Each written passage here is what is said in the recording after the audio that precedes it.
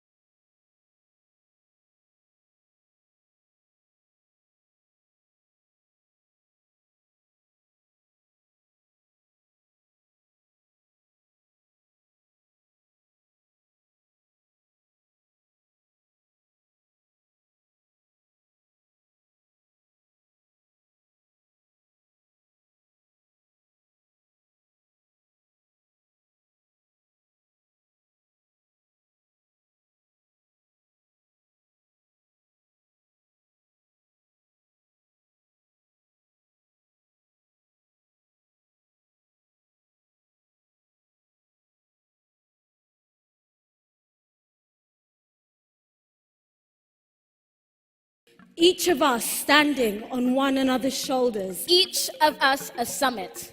Together, today, at this summit, we don't just make change, we become it.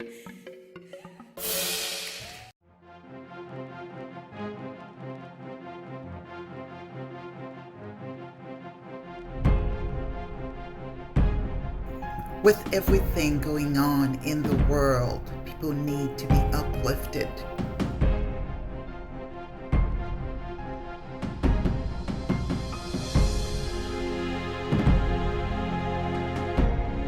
They need something that promotes character, creativity, confidence, and joy.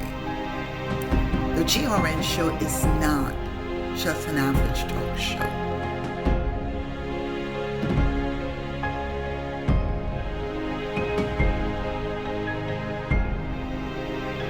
The topics are powerful and will make you think.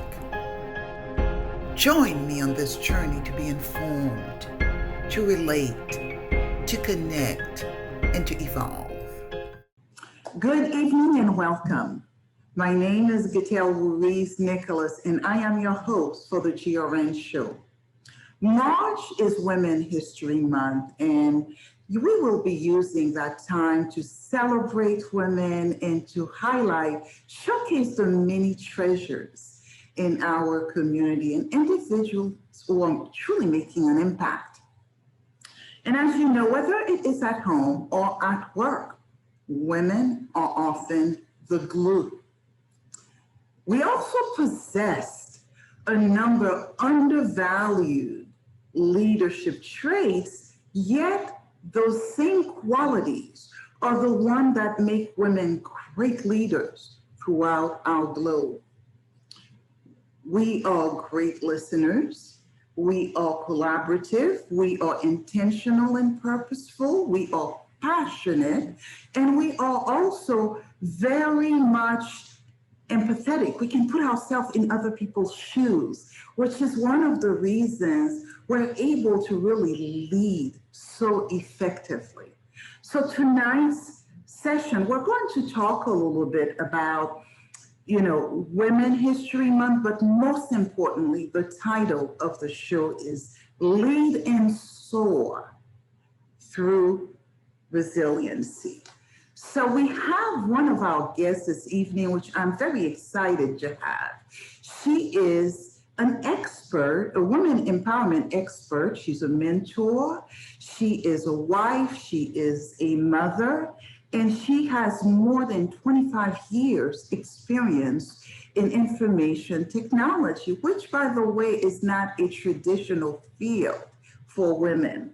We continue to struggle to get young women to get into the field. So you can imagine what it was like 25 years ago. So it is my pleasure to introduce to you Marilyn Russo. Marilyn, good evening, and what a pleasure it is to have you with us tonight. Good evening, Gitel, and it is such an honor to be here with you. It's great to see you. You look amazing, and I'm just looking forward to a great time this evening. Awesome. Me too. So, Marilyn, I've been watching you as a community leader, and you're doing some wonderful things. The things that really I'd love to ask you is, who really inspired you to be the type of leader that you are today? Wow. The first person that comes to mind is Oprah Winfrey. She is Wow. my idol. She may not know it, but this is a woman that I've followed from the time that she started on national TV. I remember I was in my early 20s, and I would follow her. And somehow watching her evolution, from someone who really beat so many odds, when I learned about her story growing up in the South and all of the odds that she had to overcome to become this mogul, I thought, if she can do it, God, I can do it. Anybody can do it. This was someone, I mean, really just listening to the story was so empowering. So this is someone that I've been following from, the 80s, when all of us became aware of the Oprah Winfrey Show, till today. And she really has been a big inspiration in my life, just like I'm sure for a lot of other women. And, I think Oprah really kind of touched many of us because of the many difficulties she really overcame. And she entered the broadcasting industry when, it was unheard to have a Black woman. So which leads me to my next question. What really led you to information technology a couple of decades ago? Yeah, that's an interesting one, because it's not like I had a passion for computers. It was nothing like that. I just remember, when I left Haiti and entered the later years of high school, I was really good at math and the hard sciences. I was always, really interested. I enjoyed it. And so there was an opportunity, I remember, at the University of Massachusetts to attend a summer program in computer science. and I was offered the opportunity. And I think it was just because I was getting good grades in math. So, I went ahead and took part in the program.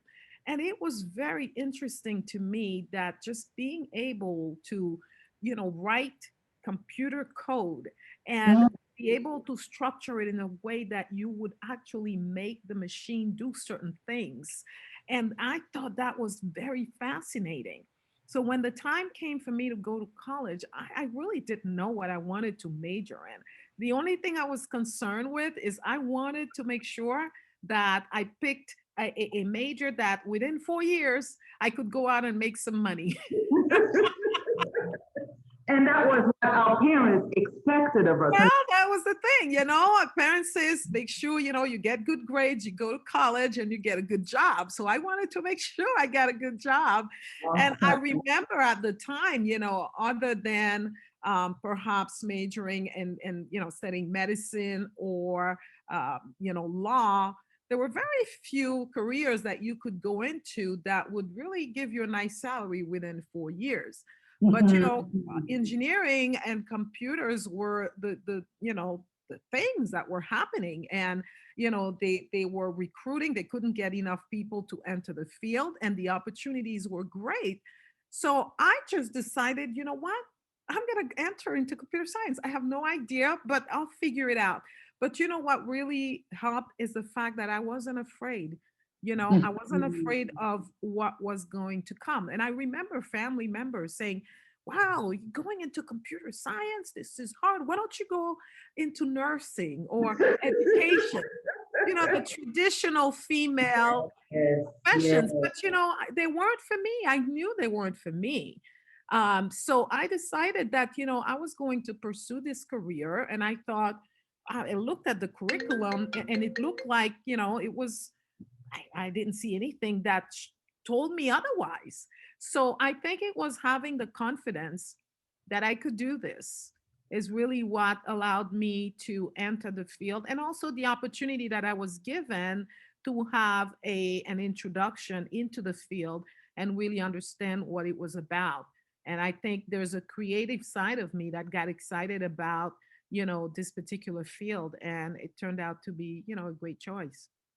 That is awesome. And, probably about a lot of young girls or probably say, well, she went into computer technology. Maybe this is something that I can do as well. I was reading an article, the Guardian indicated that, not even 20% of women entering the STEM field, which is science, technology, engineering, and math, only 17% of those entering the field are women. So you have only 17%. So there's still quite a bit of work to do. And obviously you were one of those who really paved the way for some of these women. Tell us a little bit about your career. Were there any adversity that you had to overcome? Absolutely. And the adversity actually started in college, to be honest with you. Because, back in the 80s, entering into a computer science program, there were barely any women in the program, let alone a Black woman with an accent. So that was difficult from day one. I remember, sitting in the classrooms and just having to, there were times where I just had no idea what's going on, and without a support system, because, there was no one really that I felt was willing to help or support me. I didn't look like anybody else in the classrooms. And so it was a really tough struggle. And, I'm not going to lie, there were times where I thought, well, maybe they were right. Maybe I should go into nursing. And then I thought about it and I said, no, it's not for me. So the struggle started, Gitel, in college because, I was oftentimes overlooked or looked at very strangely as if, what are you doing this in here? This is a place for white males. So that was a struggle. But I think the more that I felt rejected, the more I was determined that this is something I was going to do. Exactly. So then when it came time to starting my career, it just, immediately the struggle started. I remember when I got my very first job, I was so excited, got hired right out of college. And so I was hired as a developer, a programmer. And I remember being introduced on the first day of work to a group of people, and I was introduced as the secretary. Needless What? to say, I was so upset. I'm like, I didn't go to school. And not that there's anything wrong with being a secretary, but I didn't like the fact that they assumed, they made the assumption because I was a woman and perhaps a woman of color that I had to be the secretary, you Mhm. know. And so that didn't really go very well because I did have a talk with my manager and, let them know right away that I didn't appreciate it. But over the years, I have to tell you, it was not easy. There were many times I was overlooked for opportunities. There were Mm. times when I've had to work twice or three times as hard as my counterpart. I've witnessed, not being able to really even get an interview without a degree, which thankfully I had, while my counterparts or my Caucasian counterparts would get hired without a degree. Mm. So it was very, very obvious to me, the differences that existed. And it was very obvious to me how differently I was being treated, within the industry. Although what helped me, and until today, I will say, because there's such a demand, I've Yes. got to tell you that I've never had a hard time finding a position, or, finding the position that I desired. It was, it's always been a very easy thing for me just because there's such a demand. And when I decided to really go into a specific niche, in the technology world, which is database administration and management, it made me really much more in demand, which worked in my favor. And that's what I mentor other women about. If you're going to go into technology, pick a niche because that's going to make you so much more valuable. So because I had this specialty, which was in demand, which was very hard to find, I didn't have a hard time finding opportunities. But once I found the opportunities, I still experience, racism in the workplace. And still today, you And know. probably it was a double whammy for you. You are female, and on top of it, a Black female. Mhm. Information technology is really one of those areas where a Black and a female were not things that were very, that maybe your counterparts were not accustomed to. So, but 25 years and 25 to 30 years in the field, I must commend you. It takes Oh, strength. thank you. I'm sure you had to be very assertive to really take your place and be valued like other employees. So having work in corporations and be corporate America sometimes can be very difficult, and you've survived it. For Absolutely. And honestly, Gitel, it was a journey. It was a journey of me starting out and really just being this very young woman into corporate America, learning to find her identity in the middle of others who look nothing like me. So at first, it was difficult. And at first, the way that I coped was to really assume the identity of other people around me just so I could be accepted. mm, And that didn't go very well, you know. But when you don't know really who you are or where you belong, you have the tendency to think, well, maybe I should be like him, or maybe I should be like her, and maybe they'll like me then. So in the first few years of my career, I find myself doing a lot of that and became a people pleaser. But we know that's a very heavy title to absolutely. carry because you become overworked, underappreciated, and you're doing everybody's work and without an end. but I And think I had to go. it's never enough, no It matter. was never. And then at the end, seeing myself always wanting to carry everybody's load, wanting to be liked, but yet not really getting the respect that I deserve. And then it gets to a point where you say, okay, enough is enough, right? Something has to change. Maybe that approach of trying to be liked by everybody is not working anymore. And I think that was the turning point for me, that I really needed to develop certain skills, to become much more assertive, to Mhm. really improve the way I communicated with these men so that Mhm. they could take me seriously. So it was indeed a journey. But once I got on the path to personal development and self growth, it was just, wow. I not only became a happier person, but I was able to work better with my peers. Immediately I started commanding respect for myself, and I was seen differently.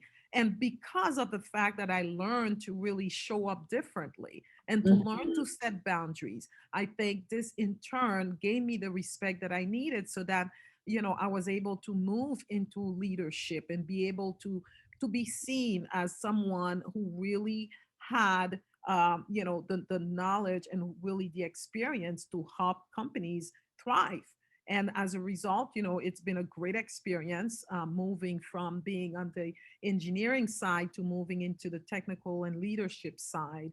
And I think I needed to go through the process of, Yes. of, of really, reinventing who I was, knowing who I was, and being able to accept myself as I am without having to, portray or appear or wear a mask so that I could please other people. It just got to a point where I said, this is who I am.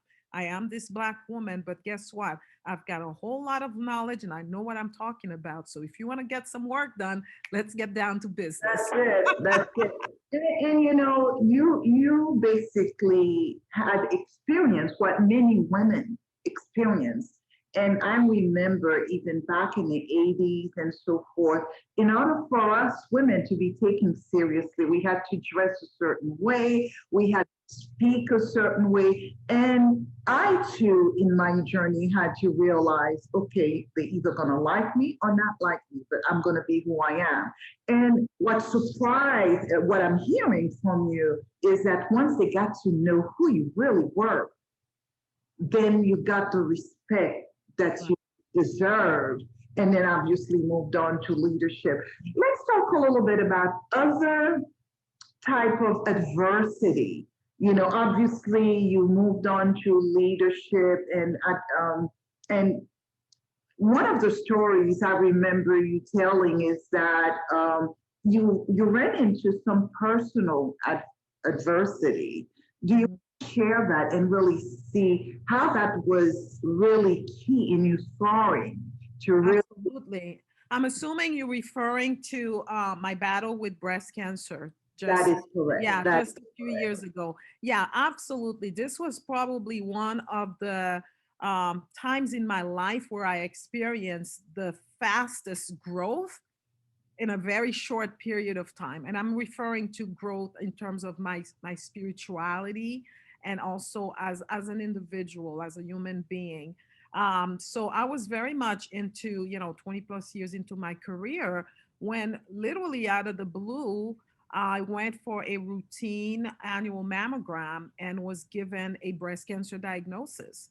And so from one day to the next, my entire life Wow. literally changed in front of me. I went from being a perfectly healthy human being to being told that I'm facing a life threatening disease and not Mm. really knowing what the future would hold for me. So this was You were really, still working at the time. I was still working at the time. And so now I'm wondering, what's going to happen to, my career? How am I going to pay my bills? I've got three children. I just had a brand new grandson at the time. And my entire life came to a standstill, complete standstill. Oh, and on top of it, I was running we had three businesses that I didn't mention about. Yeah, because at the time, my ex-husband and I, we own a couple of fitness centers that, we were running. So I was always on the run. And so all of a sudden this happens and everything goes on hold. And I really lost my mind because for years, I was always on the run, constantly, always having something to do. And now I had to drop everything and learn to focus on my health Self and take care care. of myself. And that was hard. And that was hard because I think as women, we're so accustomed to always giving of ourselves. I was used to giving and giving and giving and never really taking time to do anything for me. Taking care of the kids, taking care of the house, taking care of the, the on the job. And what about me? It was like I was running on an empty tank. And I think coming down with this illness was a wake up call for me that I needed to slow down and I needed to take care of myself. So from this journey, and I call it a journey from fear to faith, because from this journey, I started out, Gitel, experiencing extreme fear. And the fear was particularly because I was almost, I felt like I was caught off guard. I was literally facing the possibility of death. Yes. I mean, we all know when we hear the word cancer, the first thing that comes to mind, is death because we know it's a disease that does kill. Thankfully, a lot of people also survive, but Yes. it's something that we all know. So now thinking about death and thinking about all the things that I hadn't done yet in my life, it hit me. And I think that's really where the biggest fear came from, the fear that I was going to die. I call it dying an unlived life Mm. because I was so busy taking care of everybody else and everything else. I had forgotten about myself. And just when I came to this point in my life, I realized, oh my God, I'm going to die and I haven't done this and I haven't done that and I haven't done, oh my God. And it was so scary. And I think because of this is what made it so hard for me. But throughout this journey, and I usually tell the story when my son, he was 21 at the time, and he says to me one day, he's watching me and just completely I gave up, I was in a deep hole. And he says, Mom, you know how you always tell me to never ever give up in life no matter what happens to you? And I say, yeah. And he's like, well, I think it's time for you to take your own advice because Oh, ever since you wow. got this diagnosis, it looks like you've given up on yourself and you've given up on us. Oh my. Oh. When he told me that, it just broke my heart and it opened my eyes to what I was doing because, I realized that I was not walking the talk. It was important. It was important for me. If I teach my kids things, I really mean it. And now he was looking at me as if you tell me all these things and you don't even mean them. And I think this was really the catalyst that got me to really say I couldn't give up. I was going to need to do what I needed to do to make it through. And I started a journey of really, you know, finding strength in many different places, but primarily in my own spirituality. And this was a journey that brought me closer. Although I always say that I've had a very good relationship with God as a Christian, but what I realized is I was lacking faith. I had no faith because I've come to learn that when if you're a fearful person or you're experiencing fear, it's a sign that you have no faith because Faith. fear and faith cannot coexist. It's one or the other. So, from realizing the fear that I had, it was very obvious that I was lacking faith. So then I started really working on cultivating my faith and just working to get closer to God. Again, God is what I turn to. That's my higher power. And so I started doing a number of daily practices that really helped me develop my faith. And in about 4 months later, and I was still going through treatment, it was a rough time. But 4 months down the road, I made a complete turnaround. I was no longer afraid. I was just, it's as if, I had accepted what was happening to me and I was in control of it. Because initially, cancer, this whole news just had took me over completely. And now, 4 months later, I feel like I can do this. I can beat this thing. I'm in control. And I tell people, I got to a point where I said, although I still had cancer, but cancer no longer had a hold of me. Awesome. Okay? And I truly felt in control. So every single day I continued my practice. And I got to tell you, I went through 6 months of chemotherapy. It was very hard. But when I finally made it, it was a huge deal for me because I never thought I could get through it. But I truly believe that, this spiritual practice that I engaged in is what gave me the strength, the courage, and the resiliency to keep on going day in and day out. And then when I completed chemotherapy, then the next stage was going into surgery, which was another, obstacle for me to Major overcome. change, But you Joy. know what? By the time I got there, I had become a complete new person. And by then, I was experiencing complete peace. I had really just trusted and surrendered to God. And because of this, fear was no longer in my vocabulary. I was at a point where I was okay with whatever it is that was going to happen for me. I Mhm. was okay. Whatever the outcome was, I was not attached. And I remember praying and saying, God, if it's your will for me to leave this earth, then I will leave this earth and your will be done. But if it's your will That's for good. me to continue this life journey and you've got more in store for me, then please reveal your plan so that I can carry it out. Well, I had surgery, and I remember 4 days after surgery, I got a call from my surgeon, and she says, Marilyn, how are you? I'm like, I'm great, I'm recovering. And she says, I have your pathology report. Now, a pathology report is something that, when you have cancer surgery, they remove all of the cells and they take them to a laboratory and they really examine it.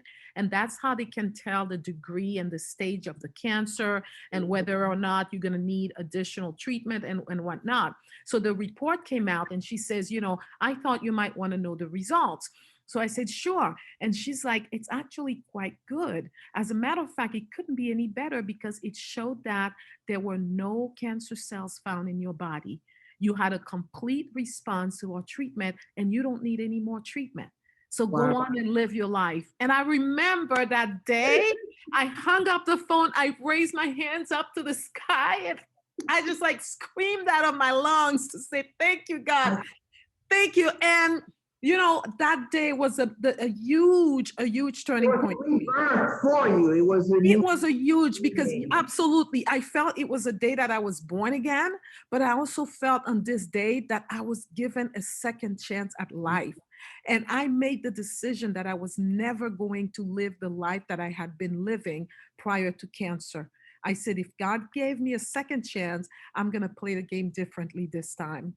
And I decided that I was going to live a faithful life, a life of freedom, a life of authenticity, and a Mm. life that was a reflection of who I really was. Because I realized all these years, pleasing everybody else's needs, it's because, I didn't believe that I mattered. I didn't believe that, I could be who I was, that my needs were just as important as everybody else's needs. And Mm. so, because of that, is why I was so afraid of dying because I had not lived a life that was true to who I was. And as Let's a talk about result, I let's said, talk no more. about So that. everything Talk changed about for me. So, yes, let's talk. So obviously, I can imagine hearing your about the pathology report. What was this purpose that you felt you had to live? Did you find purpose in who you were, and did you change directions? You obviously said you changed your life. So let's talk a little bit about Yeah. what were some of the changes. Right. Well, for years, I would say prior, maybe about 10 years ago, I started a journey of discovering what was my purpose really and what was my passion. Because I realized that although I had this life that other people thought was so great and amazing, but I didn't feel that it was. Mhm. People would look at, me and they would think, well, you've got wonderful children and a great husband, a great job, a great home. And but I didn't feel like it made me happy. Mm. and I was almost ashamed to admit it because I felt completely empty. And yes, I couldn't understand, because I should be happy, but I wasn't. And so I started figuring out what was it that was missing in my life. And in doing so, I realized that I was missing purpose and passion. And Mm. the thing is, when you're intentional about certain things in your life, I tell you, God has a way of just helping you get to where you want to go. Because during Absolutely. the process, an opportunity came for me to travel on a mission trip. I went back to Haiti after years of leaving Haiti. And it wasn't until that trip on that day that I went on this mission that I really discovered what my purpose was. It was to help people, it was to help bring people out of poverty, it was to help bring education to people so they could have a chance at living the life they were meant to be and reaching their potential. So after this big discovery for me, I started a nonprofit. It was back in 2017. I started a nonprofit called Right to Learn Global Literacy Project. And because education was such a big piece of my life growing up, I mean, my parents, it was all about education. And growing up in a Haitian household, it's like education is everything. That's all I But can do. I am grateful because I do think, I do believe that my education got me to where I am and gave me the ability to create a good life for my family. And I thought the best thing that I could do would be to do the same for somebody else. So I saw really the opportunity to give the people of Haiti a gift that was sustainable, right? Mm-hmm. But it's also something that can never be taken away from you. So I started this organization to bring education and literacy to adults in Haiti, right? Nice. So, particularly teaching adults how to read and write, and then putting kids who, especially orphan kids, because I always felt, these are the ones who are left behind that no one really cares Mhm. about, is giving them an opportunity too to at getting an education. So I started just funding, their education and giving out scholarships for kids. So that changed everything for me. I really found purpose and passion in doing this work. And then when I started adding the component of helping women, it made it even that much more enjoyable because I knew that I was all about just helping people be their best self. That's really my purpose for being on this earth. So in knowing that, what changed for me after my illness was that I was going to stop sitting and just talking about it and actually making it happen. So as a result, once I got back on my feet in 2019, I went and I founded uh, my organization called From Fear to Faith Coaching. And it's really an organization that's about, empowering women, Love particularly it. to rise above their fears, Love step it. into a life of faith so they can live with purpose and passion and power. And this is the organization that you really have been active on here because I see you have a number of events and Absolutely. frequently, and you have one coming up in another week or so. Can you tell us about it? Yes, yes. I'm actually collaborating with two other women empowerment coaches from March 11th to the 13th for a workshop titled Creating Your Happiness. And this was something that really meant a lot to me because, again, as women, we tend to give up our power to everyone else. And I think, the education is lacking because women need to know that they can claim their power. They don't have to give it away to anybody else. They can step into their power and decide how they want to live their life. And Mhm. that's what I had to do, when I realized how precious life is and how short life can really be. I mean, I was barely 50 years old when I was diagnosed. So realizing that it's that time is very, very precious and that Absolutely. we need to develop the awareness that we've been put here on this earth because we matter and we have the right to live the life that we want. But in order to live the life that we want, we need to take control of it and we need to be the own designer our own designer, our own creator of the life that we want. So this workshop is really about, helping bring the awareness to women that they matter, their needs matter, and they don't need to be apologetic about it. Because the stronger we are, the more fulfilled we are, the more we're able to take care and give to the world, Absolutely. right? And that's the thing, versus if we're running on an empty tank, we barely have anything to give. Yes. So this is the notion that, it's okay to give to yourself. It's okay to love yourself, to take care of yourself, because when you do that, you're better positioned to do for everyone else. And then you can live a life that feels good to you, that feels authentic to you, and that brings you the fulfillment that you so desire. So that's really what we're going to be working on, is just, we're doing this on a small scale. We're bringing a small group of women. So it's a very intimate, safe, judgment free space. It's not about, criticizing anybody for what they've done in the past. It's not about that. It's really about figuring out, who are you really? Why are you here on this planet? What is your reason for this planet? What legacy do you want to leave before you make your exit? Those are the conversations we need to have, so that we can really create the life that reflects our true spirit. So I'm super Wonderful. excited about it, and just it's I gonna be see, and great. it's loving awesome, Meryl. Yes, yes, because I Very know excited that as well. the women that we are going to serve in this workshop, it's going to be powerful, and it's going to be life changing. And that's what my mission is about. It's about, helping women have the mindset shift, so that they can see life the way they want to be, the That's mind, they can see life the way they imagine it, and then they can actually go ahead and manifest it. awesome. Now, for our viewers, if they are interested, how do they get information about it? How Yes, so side on Eventbrite? Eventbrite, absolutely. So they can go to Eventbrite and just do a search for creating your happiness. But happy is with a Y, HAPPYNESS. So just do a search, creating your happiness, in Eventbrite, and then you'll see the event. And there's all kinds of information about what's going to happen. It's going to be a lot of fun. It's a virtual event over a 3-day period, but you can see the agenda, the breakdown.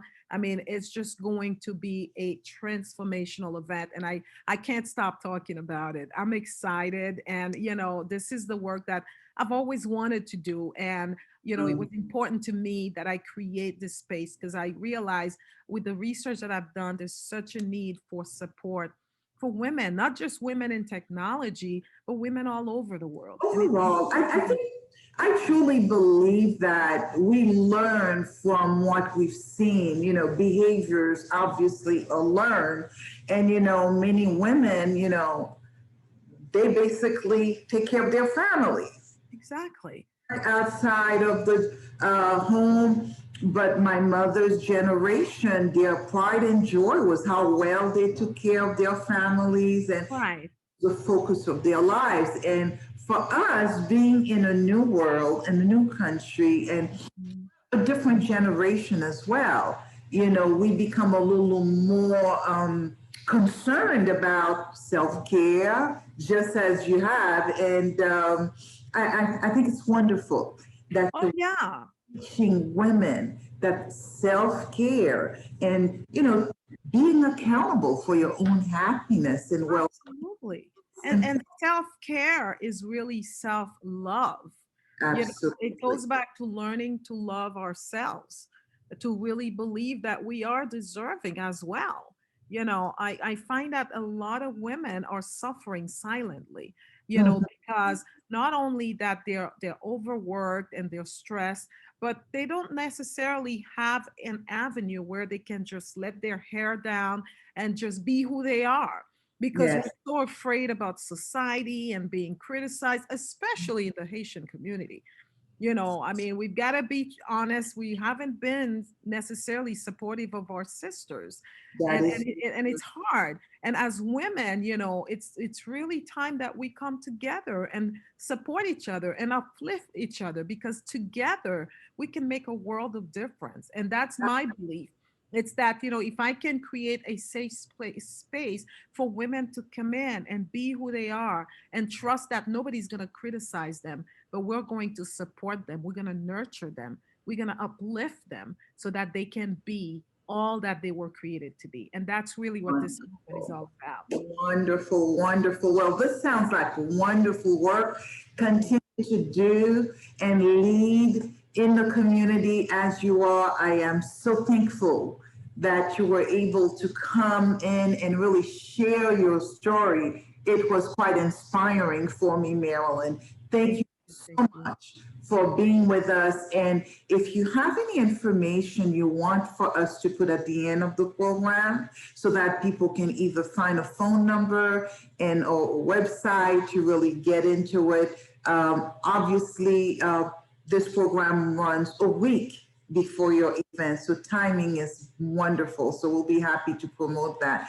I can't thank you enough. I can't thank you enough. I enjoyed listening to you, and keep doing the wonderful work that you are doing. Will do. Happy Women History Month, and you are a true gem in our. Oh, thank you.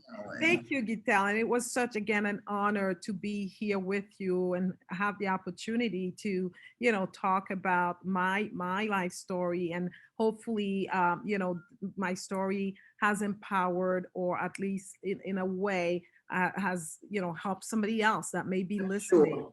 We may have gone through this journey. So it's great. I thank you. I think you're doing a wonderful work in the community. This is something that's so needed. So I'm super proud and excited for you. And I wish you a lifetime of success.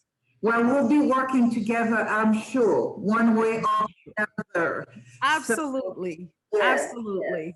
And I Thank look forward to it. Thanks again, and enjoy the rest of your evening. And to our viewers, we'll be right back.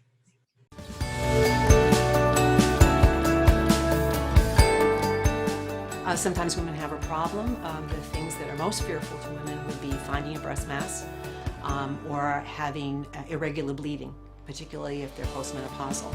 They know that that's the signal of a healthcare problem, but they know they also don't have the resources to find out how to do that investigation or to pay for one. Many women without insurance are very afraid of having extraordinary bills that they know that they can't afford to pay. They do not want to be a burden to their family members or to the healthcare system. The Healthy Women Program is a much needed sort of gap coverage for women who do not have insurance or have inadequate insurance or a gap in their insurance. The primary reaction from women once they have an office visit is relief. It helps women feel they're taking good care of themselves. Women sometimes are the care providers for many other people, and often the priorities for their own personal health care are diminished over time. And this is one thing that they can do for themselves.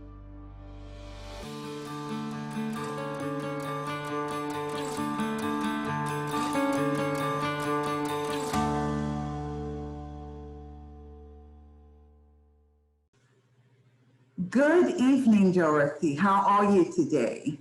I'm doing well. How are you? Doing very well, doing very well. Obviously, today we're celebrating Women History Month. And I found a little fact that I thought was quite interesting. I found out that Women History Day started in 1909. And it really was a movement honoring, all of the garment workers, which were predominantly women. And it is something that was started by the Socialist Party. So I thought that was quite interesting. And then obviously over the years, in 1980, President Carter started with Women History Week, and he started it like on March 8th, which is the second week of March. And then when Reagan became president, it became Women History Month back in the mid 80s. So I thought that was quite interesting. Very interesting, very interesting. So, as mentioned, we are celebrating Women History Month, and tell us, do you have any tips for us? And tell us a little bit about some of the things we're going to discuss tonight under Dorothy's coaching corner. Definitely, definitely. Well, today's topic is leadership shattering the glass ceiling. With women today rising to the top and leading in so many ways that were unimaginable before, we can truly thank our leader women pioneers in the past for paving that road for us. Now, with our first Black Vice President, Kamala Harris, Janet Yellen, our first woman Treasury Secretary, Stacey Abrams of Georgia, for the first time ever to help flip the state to blue.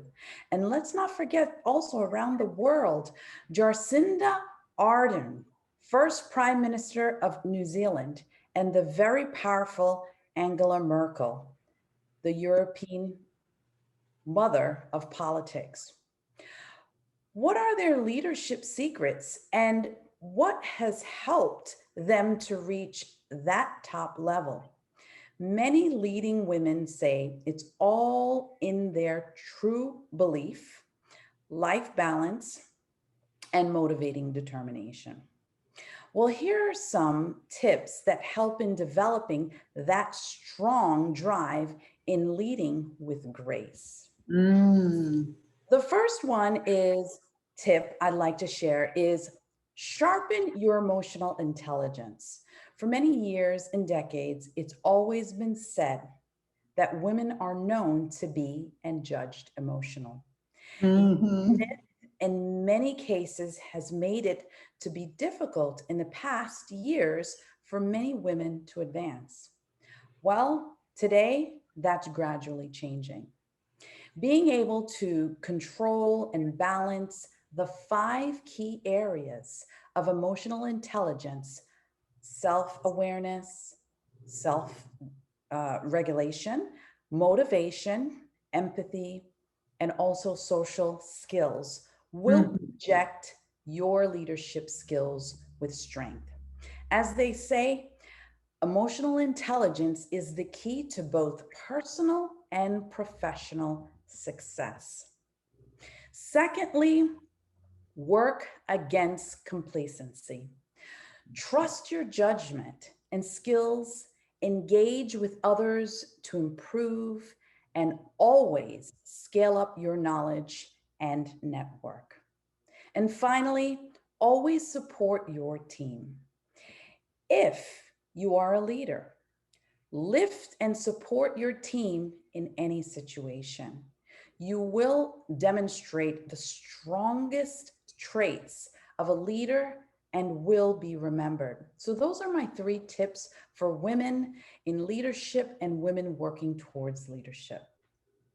That is wonderful. You know, earlier in the program, I've mentioned that some of the skills you've mentioned are really some of the traits that make women leaders around the world effective leaders. And, you know, it's collaboration, it's really being able to really be empathetic, and of course, being a good team leader and a good supporting your team, you know, in terms of collaboration. So you are right on target.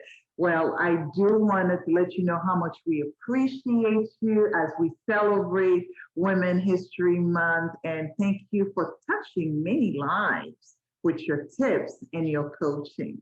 Have a good evening, Dorothy. You too, and happy Women's Day. Thank you, thank you. Have you ever dreamt of having your own television show? If you have, then I have the perfect solution and television station for you to reach hundreds of thousands of viewers. Aries Vision is a television company and media company that can help you get your show on the air. They have tools to help you decide the right platform, like Roku, which is growing, and they absolutely can help you decide between a half an hour slot or an hour slot and get your show on the air fast. Give them a call at 954-990-8056 or email them at ariesvisionllc@gmail.com to get your dream off the ground.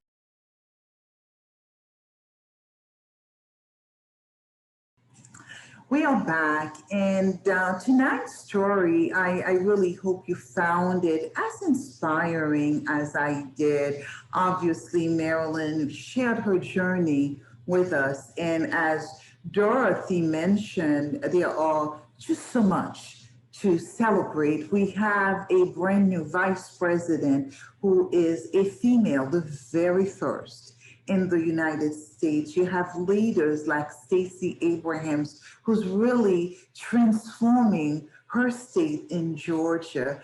And there is much to be celebrated this year during Women History Month. So we thank you so much for joining us. And to all of you, have a wonderful evening. And until next time, enjoy the rest of your Saturday evening. Good night.